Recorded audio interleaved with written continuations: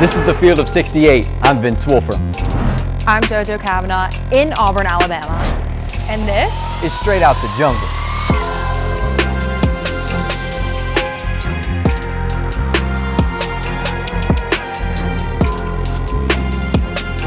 Welcome back to Field of 68 After Dark. Just kidding. Welcome to Straight Out the Jungle. My name is Vince Wolfram. And I'm Jojo Cavanagh. I am not Jeff Goodman, contrary to popular belief. We just got a late night episode coming at you with some hoops, and the best team in the country is 14-1 on the season. The number 2 Auburn Tigers led Texas by 21 points in the second half, but they held on tight as the Tigers fought off the Longhorns 87-82 for the win. And with this win, history was made. Bruce Pearl earned victory number 214 in his 11th season at Auburn, pushing him past Joel Eaves as the winningest coach in Auburn basketball history. 2 big wins for Auburn tonight. Bruce and beating the Longhorns. Can't beat it. You really can't beat it. And we were just looking at videos in the locker room, and they are having a blast. Bruce Pearl is dancing. So that's how you know it is a good win. And just itself, like the way he's transformed this program, the way we're able to cover this team, him as a coach, amazing to work with. So just it was a nail biter. We were both like on the edge of our seats. I was telling you, I felt like it was the Iowa State game, but we were Iowa State giving away our lead. So I'm glad we actually weren't Iowa State and gave up the lead and lost, just saying. But I'm glad we were able to come away with the win because it was a close one at the end. Yeah, managed to pull it out at the end. And Texas, give them credit. They played their tails off. But Auburn, they weathered the storm and came out with the victory. But I do want to talk about Bruce first. That video of him in the locker room is fantastic. It's so funny. We'll link it in the description here so you can go watch it. Or we can show it. We'll show it right here. But Bruce Pearl, oh my gosh, these guys love their coach. And it's so evident, not only in the games.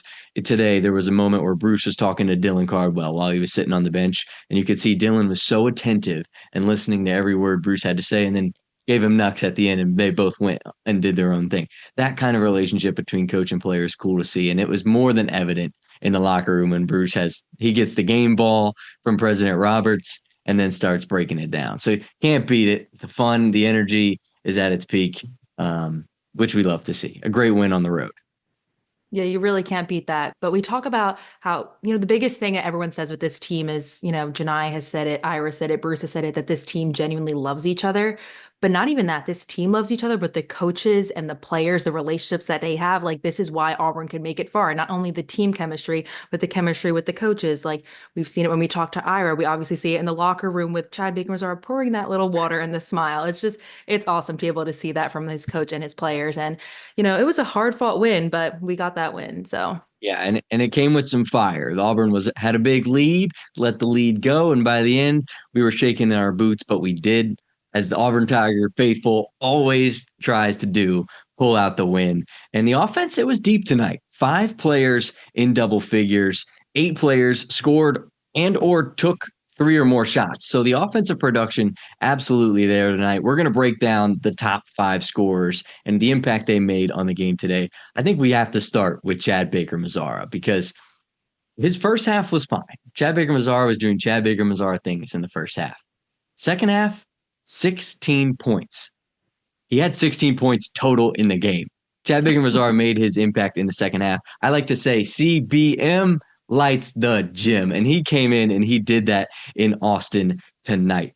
I found myself saying throughout the game, it's time to feed Chad Baker-Mazara the ball. Like, let's get him the rock, because you just felt like when Auburn needed a big shot, he had been the guy to do it so far. Every time Texas tried to make a big run or you could feel the momentum sort of start to shift, someone answered for Auburn, and that someone I found to be repeatedly was Chad Baker-Mazara. There was the one sequence that I think that really, really changed the game and gave Auburn the confidence going down that stretch of the tight game, the confidence to win, the confidence to be able to do what they do to get ahead.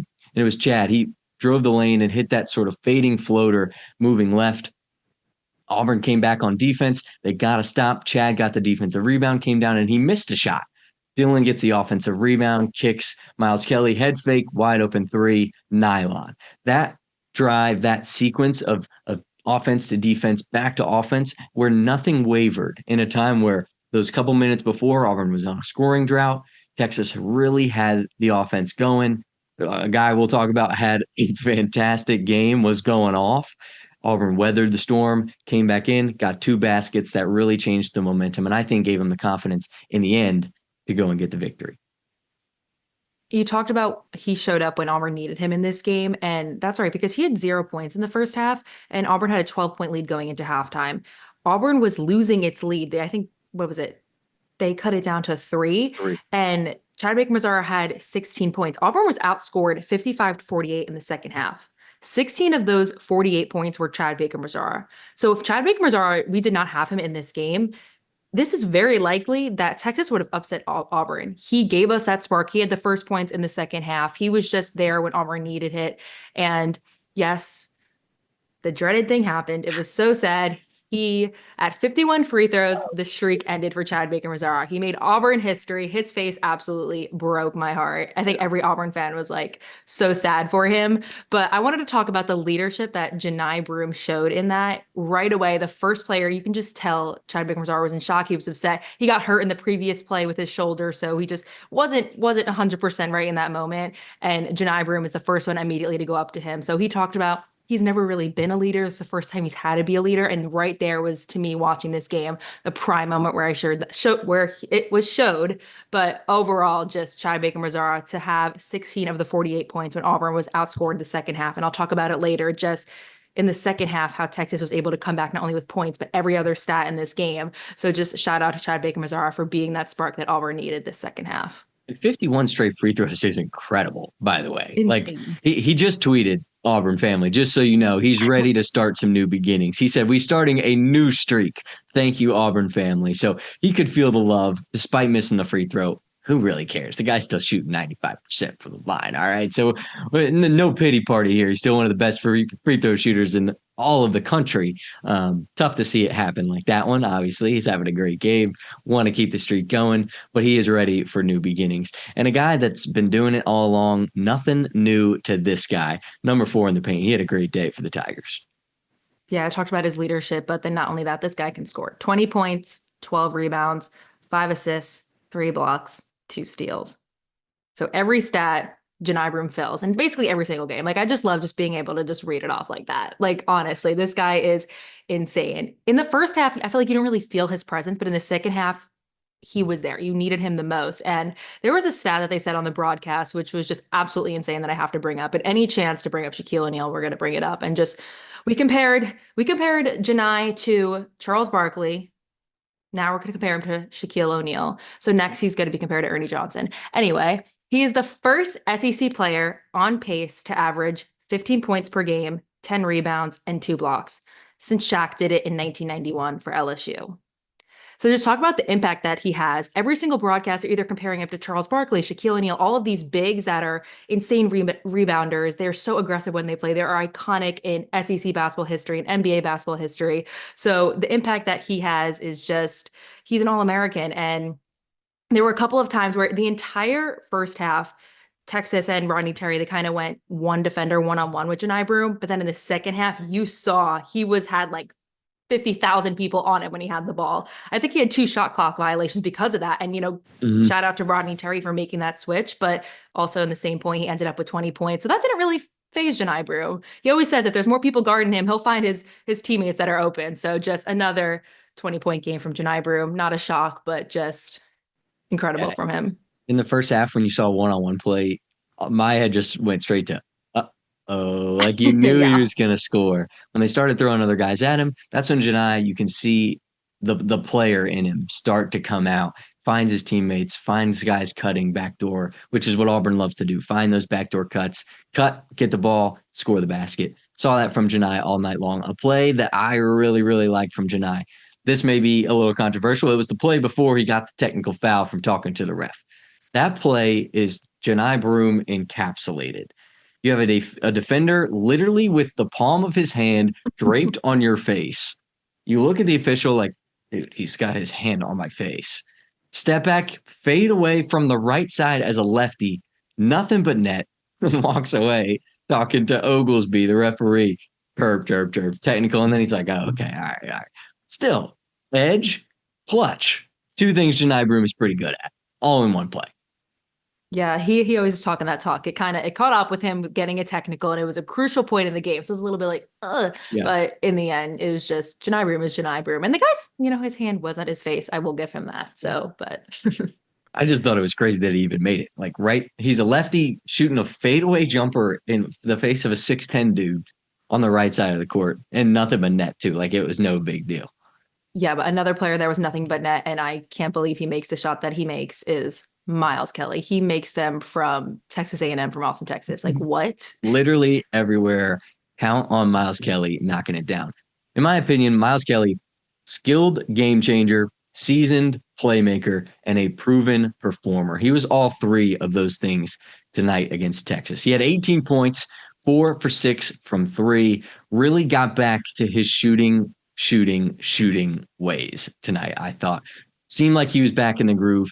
And a stat I noted early in the game, because he had a great first half. Every season that Miles Kelly has played in college basketball, whether that be at Georgia Tech before arriving to Auburn or this year at Auburn, he's averaged more points on the road versus at home, which I thought was interesting because that's the opposite of what you might believe.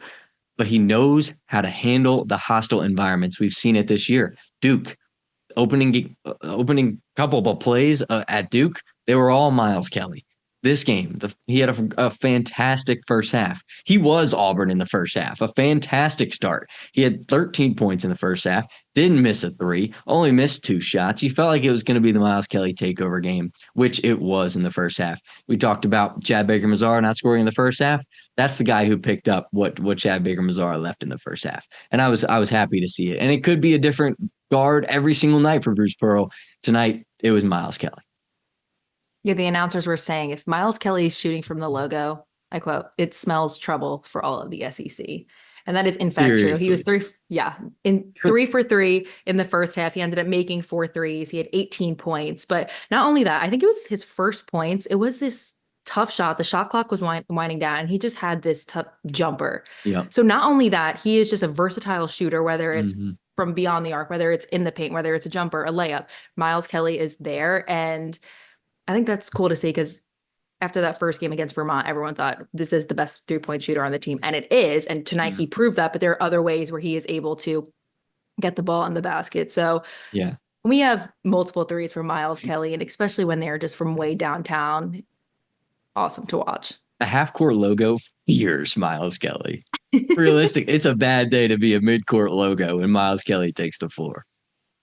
Yeah, it reminds me of, like, they don't really remind me of their play, but Wendell Green, when he used to literally shoot them from wherever, whenever he wanted to. Like, their play does not remind me of each other, but just how far they're shooting, Miles Kelly and Wendell Green Jr. in that way as an Auburn fan watching. Right. And it's green lights every time. Like, we're fine with him pulling out from the logo because most of the time it's probably going in the basket. So I got no complaints of Miles Kelly shooting like he did. Another guard, though, I said it could be any guard, any night. We've had a couple guards tonight that really put in numbers, and you're going to talk about another guy here. Yeah, another guy who I'm comfortable with shooting from the logo is Tahad Pettiford. Yeah. He had a 3 tonight. He had 10 points. But then my favorite play of the game from Tahad Pettiford was this insane steal that he had. And then he like spun and then made a layup.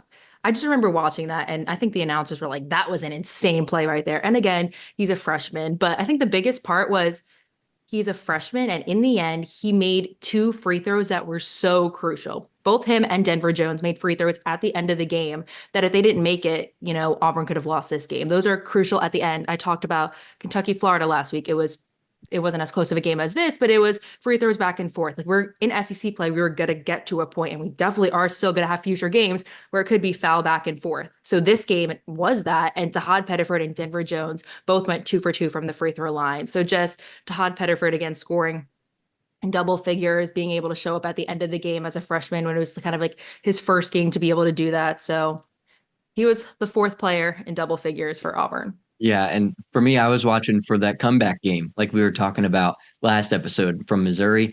Didn't have his best game. We were both a little surprised, kind of taken aback, like, whoa, Tahad just had a freshman game.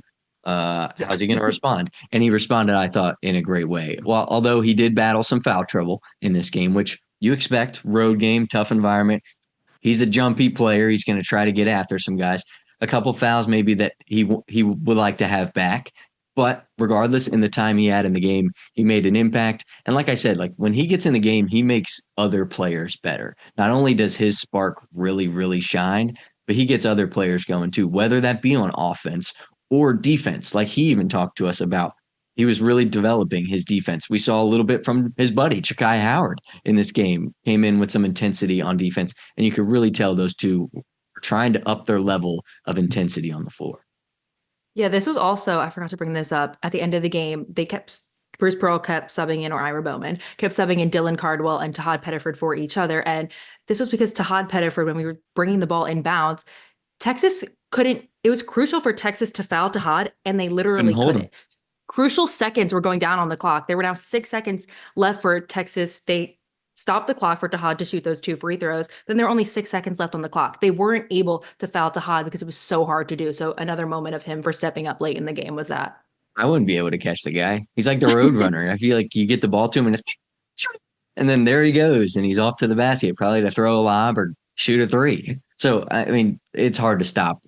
People forget that he's a 5-star because he comes off the bench. But when he gets on the floor, you remember every last one of those stars because it's coming right at you full steam. 5. And McDonald's All-American. So, right. And he's off the bench. Yeah. Hard to stop, hard to prepare for. And he proved that tonight. 100%. And Denver Jones was another Auburn Tiger in double figures. He had 10 points. Yeah. And my favorite play from him all night, after a fast start to the second half for Auburn, Denver Jones rose up and stuffed a dunk attempt from Tremont Mark like he worked at Build-A-Bear. Like, this was insane. It was crazy. I'd seen Denver dunk the ball. I'd never seen Denver Jones rise up with somebody that was trying to punish the rim. He did it, and he did it in awesome fashion. And typical Denver Jones fashion. Really didn't have any reaction, but I feel like the other players on the court had more reaction than he did.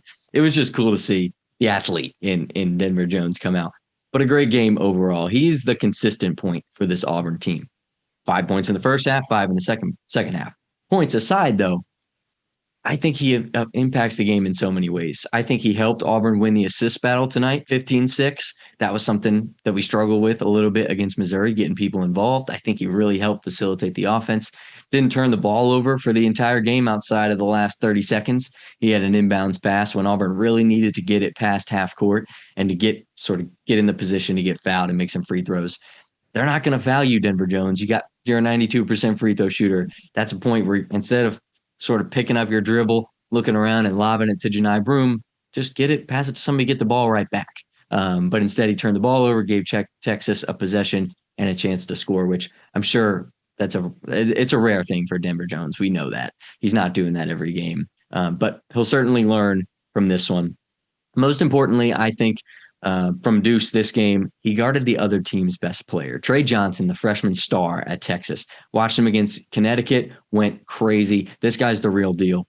He was not the star on Tuesday night. He went into the game averaging 19 points, 34th best in the entire nation. Finished the game tonight with 11 points, 2 turnovers, 3 fouls, 0 for 3 from 3, 5 for 13 from the field. I wonder why. Denver Jones is the reason why. Texas had 1 assist, no 3-pointers in the first half. I wonder why. Denver Jones is the reason why. He was frustrating him all night. Denver Jones, we've said, one of the most underrated players in the SEC, one of the most underrated defenders. Bruce Pearl has said the best defender on this team is Denver Jones, and he kept Texas's leading scorer to 11 points and caused him to turn the ball over. But I do have to say, we have to give credit where credit is due. Amen. Artha Kaluma, my word, that man had a night. 34 points. Okay, he is the first Texas player to score over 30 points against the top 2 team since Kevin Durant. Kevin Durant, KD, that he scored over 30 against a top 2 opponent in 2007 against Kansas. But shout out to him because he averages nearly 14 points per game. But doubled that with 34 points and 20 points more than his average. And just every time he had the ball, he made a three, he made a dunk. He was just all over. I was like, I do not want this guy to have the ball. So giving credit where credit is due, because that man is a baller and he had an insane game tonight. Rare that I give the big guard of the game to somebody on the opposing team, but I'm going to do it tonight. Me. Arthur, absolutely big guard of the game. Auburn had really no answer for you, if you're listening, I guess. But I mean, he played like he hadn't played so far this season. Showed what he can do when Texas gets in the ball. Good things are going to happen for them going forward. Didn't happen good enough tonight. He had a great game, not enough to beat the Tigers, but still, regardless, a great game from the big guard of the game, Mr. Arthur. That hurts the first time we had to give it to an opposing team, but well-deserved because I'll give it to him. Shoot, he dominated. Breaking a record that Kevin Durant has. I mean, that's a legend. Yeah. So props to you. Props to you. Big time. I wanted to bring up, the difference between the first half and the second half. So I brought this up before. Auburn was outscored in the second half, 55-48. But there are multiple stat lines that going into halftime Auburn had, but then Texas just came back. So in the first half, Auburn had 4 turnovers. Texas had 9. At the end of the game, Texas had 10 turnovers, so they had 1 in the second half. Auburn had 11. So Auburn had 7 turnovers in the second half. In the first half, Auburn had 10 points off of turnovers. Texas had 2 points off of turnovers. At the end of the game, they both had 12. So that equalized. At halftime, Auburn had 7 fast break points. Texas had 0. At the end of the game, they both had 9.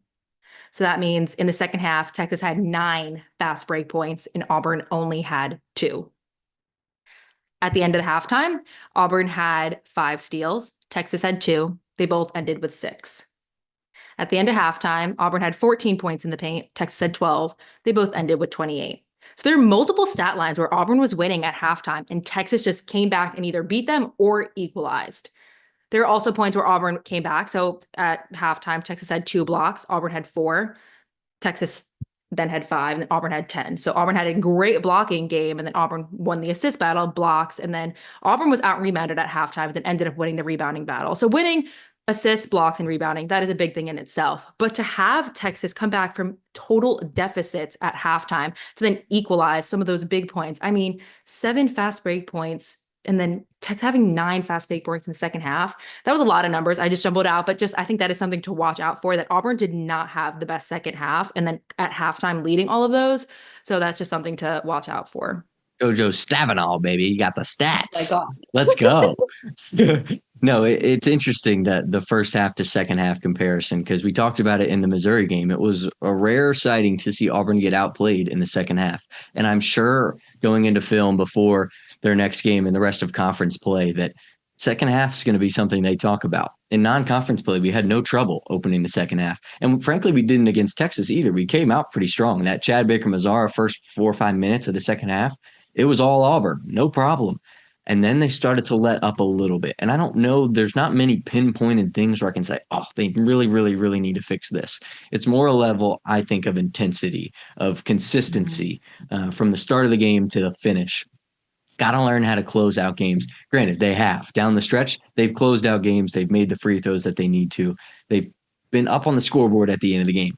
But I think Bruce wants to get to the point where they're consistently outperforming teams in the second half. And I'm sure they can get there. It does take practice, and it'll take more games like this. Janai Broome even said that. He said games like these, let me find it exactly. He said in a close game like this, again, like it was against Texas, it was actually good for us. No one in the huddle was panicked. We needed a close ball game. We needed some adversity to see how we can handle it. And Mr. Broome, you did exactly that. Yeah, I was going to say teams always need losses. Like when we lost to Duke, it wasn't the worst thing in the world because we beat insane opponents. We won the Maui Invitational and we lost at Duke. But this is another thing. We won this game, but in a way, you almost feel like you were so close to losing. Like it was literally in Texas's hands. So I agree with Janai Broome that this is kind of like a blessing because you get to watch this tape, see what happened, get to see what happened in the second half. So I definitely agree with Janai Broome on that because, like I said, there are teams in basketball that you're going to need losses, but Kentucky is a second half team. So when we have to play Kentucky, like you saw them, they were losing to Georgia. Georgia ended up winning, but so that's shocking. But Kentucky is usually a second half team. Yeah, you saw. I mean, they did it against Duke. They've done it against Gonzaga. In their biggest wins, they've come back. Even Florida, they were down by 15 plus early in the game and came back and won. But they need to be more consistent in that second half. And like you said, like when the pressure's on, you have to be able to win. And I look back to 3 years ago when Auburn became number one in the country, and we went to Arkansas. That was our best loss that entire season. We needed that. Mm-hmm. It was a reality check. It was a humbling thing, saying like, yes, like you're number one in the country, but you still got to play like it. You still got to earn it. And that's, I think, this. I mean, despite winning, sometimes you can say like a loss, you need a loss. This, I mean, I'm sure the taste isn't very great in their mouths right now. They let the team back in. They let Texas back in and almost gave Texas the game. So I'm sure it's another one of those we escaped kind of things.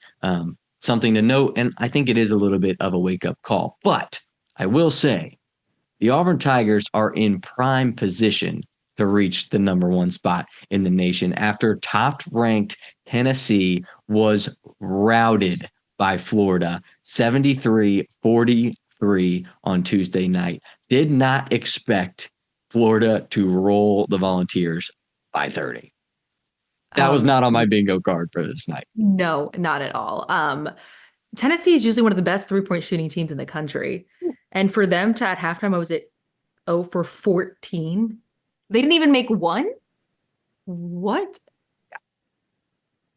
Yeah, That's it all was I say. I can't even put it into words because I don't think anyone expected that. And that's not even a loss. Like Auburn's loss to Duke was so close. That is a blowout to the number one team in the country. Yeah, I was skeptical when I first saw it. I was like, well, okay, if Tennessee can sort of just put the ball in the basket a little bit in the second half, they can turn this around. And if they don't, there will be no undefeated teams left in the country. And sure enough, Florida, who scored 100 points and allowed 106 against Kentucky literally on Saturday, held Tennessee to 25 points through 28 minutes of basketball, which all it told me was, wow, this SEC league is going to be a little bit bananas because it's going to be like this all conference season long. The top teams in the country are in the SEC. There's no doubt in my mind. Tonight proved it. I mean, after Kentucky fell and Tennessee fell, I was like, this is a night of SEC upsets. And this Auburn game kept going on and Texas kept coming back. And I was like, oh no, it is. But thank God Auburn won the game. But still, this SEC, the best the SEC team conference has ever been, I think, like ever. Yeah, and a crazy stat I saw in Tennessee tonight. Tennessee is the only Division I team this century to shoot 30% or worse on two-pointers, 15% or worse on three-pointers, and 60% or worse on free throws in a single game. And they came into the game undefeated and ranked number one in the nation. That's nuts.